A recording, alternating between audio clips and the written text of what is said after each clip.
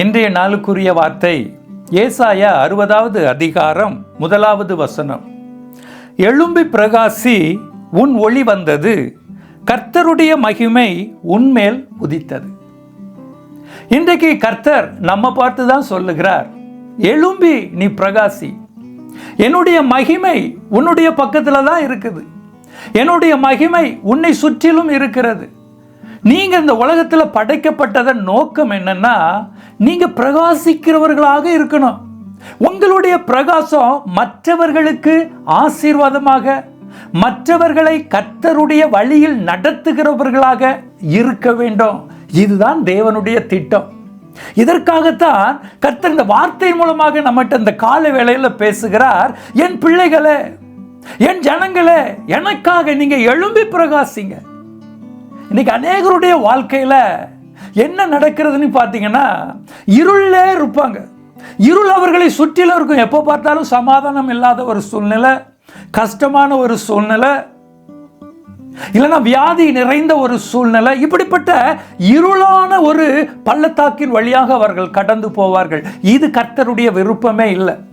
அவர் நம்மை படைத்ததன் நோக்கம் இந்த இருளின் பள்ளத்தாக்கில் அவர் நடப்பதற்காக அல்ல, நம்ம எழும்பி பிரகாசிக்க செய்கிறவர்களாக, நம்ம இந்த உலகத்திற்கு வெளிச்சம் கொடுக்கிறவர்களாக, மற்றவர்களுக்கு ஆசீர்வாதத்தை கொடுக்கிறவர்களாக, மற்றவர்களை தேவனுடைய திட்டத்திற்கு நேராக நடத்துகிறவர்களாக. இதைத்தான் கர்த்தர் இன்னைக்கு நம்மகிட்ட எதிர்பார்க்கிறார். எழும்பி பிரகாசி என் மகனே, எழும்பி பிரகாசி என் மகளே, எழும்பி பிரகாசி. இன்னைக்கு கர்த்தர் நம்மை பிரகாசிக்க வைக்க அவர் ஆயத்தமா இருக்கிறார். வார்த்தை என்ன சொல்லுகிறதுனா, உன் ஒளி வந்தது, கர்த்தருடைய மகிமை உன்மேல உதித்தது. கர்த்தருடைய மகிமை நம்ம சுற்றிலும் இருக்கிறது. அவருடைய பிரசன்னம் எப்பொழுதும் நம்மை சுற்றிலும் இருக்கிறது. ஆனா நம்ம செய்ய வேண்டிய ஒரே ஒரு காரியம் என்ன தெரியுமா? எழும்பணும். பிரகாசிக்க வைக்க அவர் ரெடியா இருக்காரு. எழும்புறதற்கு நீங்களும் நானும் ஆயத்தமா? இதுதான் இன்னைக்கு கேள்வி. இன்னைக்கு அநேகருடைய வாழ்க்கையில எழும்புறதுக்கு ரொம்ப கஷ்டப்படுறாங்க. அவர் நம்ம ஃபோர்ஸ் பண்ண மாட்டார், நீ எழும்பிதான் ஆகணும் அப்படின்னு நம்மளை, அதாவது ஃபோர்ஸ் பண்ணி நம்ம இழுக்கிற கர்த்தர் அல்ல. ஃப்ரீடம் நம்ம கையில, சாய்ஸ் நம்ம கையில. நம்ம தான் எந்த பக்கத்தில் நம்ம எழும்பணும். அதாவது இருளின் பள்ளத்தாக்கில் நடக்கணுமா, இல்லைன்னா நம்ம வெளிச்சத்தை பிரகாசிக்கிறவர்களாக நம்ம வாழணுமா, இது இந்த ஃப்ரீடம் நம்ம கையில கர்த்தர் கொடுத்திருக்கிறார். பாருங்க, ஆதாம் ஏவாளை கர்த்தர் படைக்கிறார். நல்ல அழகான ஒரு தோட்டம் ஏதேன் தோட்டத்தில் கொண்டு போய் வைக்கிறார். அங்க என்ன செஞ்சாரு? நல்ல அழகான ஒரு தோட்டம், அவர்களுக்கு வேண்டிய வசதிகள் எல்லாம் அங்க இருக்குது. கர்த்தருடைய மகிமையும் அங்கதான் இருக்குது. ஆனா அங்க என்ன வச்சிருக்கிறார்? ஒரே ஒரு கனி அங்க வச்சிருக்கிறார்.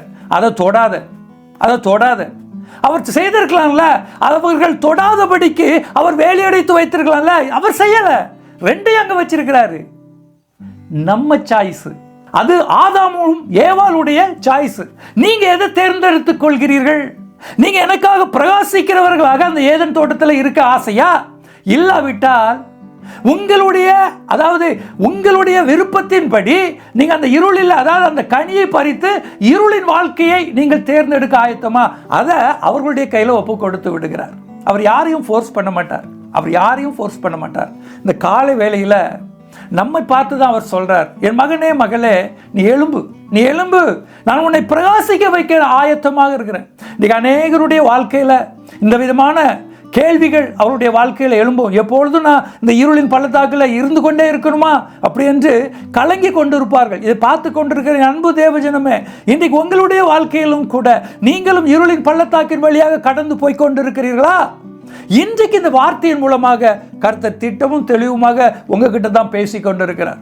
நான் உங்களை பிரகாசிக்க வைக்க நான் ஆயத்தமாக இருக்கிறேன். என்னுடைய மகிமை உங்களை சுற்றிலும் இருந்து கொண்டுதான் இருக்கிறது.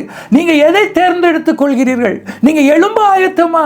நான் கர்த்தருக்கென்று எழும்ப போறேன், நான் ஏசப்பாவுக்கென்று வாழ போகிறேன், நான் ஏசப்பாவுக்கென்று அவருடைய ராஜ்யத்திற்கென்று நான் பாதையை நான் உண்டாக்க போகிறேன், ஆயத்தம் பண்ண போகிறேன்.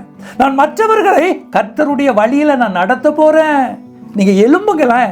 நீங்க எழும்பித்தான் பாருங்களேன். இந்த கால வேளையில நீங்க ஏசப்பாட்ட ஒப்பு கொடுங்க. ஏசப்பா, நான் எழும்புறேன் உங்களுக்காக, நான் உங்களுடைய திட்டத்திற்காக நான் என்னை ஒப்பு கொடுக்கிறேன், நான் என்னை அர்ப்பணிக்கிறேன் சுவாமி. நீங்க எழும்பிதான் பாருங்களேன். உங்களை பிரகாசிக்க வைத்து உங்களுடைய வாழ்க்கையை மாத்திரமல்ல, உங்கள் மூலமாக அநேகரை கர்த்தருடைய வழியில நடத்துவதற்கு அந்த பலனை உங்களுக்கு கொடுப்பார். அந்த ஆசீர்வாதத்தை உங்களுக்கு திறப்பார். நீங்கள் விசுவாசிங்க, நீங்கள் ஒப்பு கொடுங்க. ஆண்டவரே, நான் எழும்ப நான் ஆயத்தமாக இருக்கேன். இதுதான் ஆண்டவர் இன்னைக்கு உங்ககிட்ட எதிர்பார்க்கிறார். இந்த கால வேளையில் நீங்கள் ஒப்பு கொடுங்க. ஏசப்பா, உமக்காக நான் வாழ போகிறேன், உமக்காக நான் எழும்ப போகிறேன், என்னை பிரகாசிக்க வைக்க உங்களால் முடியும் என்று சொல்லி நீங்கள் உங்களை ஒப்பு கொடுங்க. கர்த்தர் உங்களை வழி நடத்துவார். ஜெபிப்போம். எங்களை மிகவும் அதிகமாக ஆசீர்வதித்து, எங்களை நேசித்து, எங்களை அரவணைத்து வழி நடத்துகிற எங்கள் அன்பின் ஏசப்பா, இந்த நாளுக்குரிய வார்த்தைக்காக நன்றி. இந்த நாளிலும் யார் யாரெல்லாம் நான் எழும்ப போகிறேன், ஏசப்பாவுக்காக எழும்ப போகிறேன், ஏசப்பாவுக்காக என் வாழ்க்கையை ஒப்பு கொடுக்க போகிறேன், இதுவரைக்கும் நான் இருளின் பள்ளத்தாக்கில் நடந்தது போதும், இருளின் வாழ்க்கையில் வாழ்ந்தது போதும், நான் இனி ஏசப்பாவுக்கு வாழ போகிறேன் என்று சொல்லி ஒப்பு கொடுக்கிற ஒவ்வொருத்தர் மேலும் ஆண்டவரே உம்முடைய கரம் வந்து அமரும்படியாக ஜெபிக்கிறேன். அது மாத்திரமல்ல, உம்முடைய மகிமை அவர்களை சுற்றிலும் இருக்கிறது. அந்த மகிமையினால இவர்களை நீர் பிரகாசிக்க செய்யும்படியாக ஜெபிக்கிறேன். இவருடைய வாழ்க்கையில் இருக்கிற அத்தனை இருளும் இயேசு கிறிஸ்துவின் நாமத்தினால மாறும்படியாக ஜெபிக்கிறேன். அப்படியே செய்து இவர்களை அரவணைத்துக் கொள்ளுங்கப்பா. இயேசு கிறிஸ்துவின் நாமத்தில் ஜெபிக்கிறேன் எங்கள் நல்ல பிதாவே, ஆமென்.